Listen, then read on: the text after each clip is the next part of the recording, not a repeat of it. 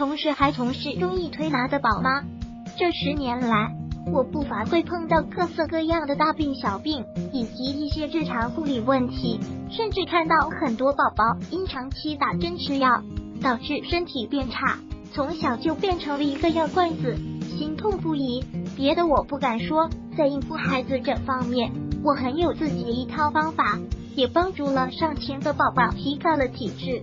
就像最近这段时间，气温变化无常，很多小孩子一不小心就咳嗽感冒了，一咳起来就没完没了，家长们也是急得不行。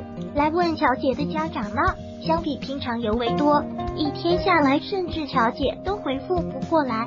于是今天乔姐直接将这个方法分享出来，制作方法也比较详细，家长们也可直接根据步骤做。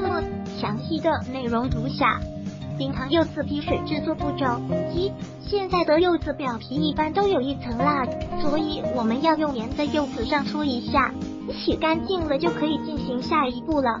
2、柚子皮剥开以后，用小刀把里面的白瓤刮干净，不要留黄色的皮，越薄越好。3、刮好的柚子皮切成细丝，放到盐水里泡1个小时。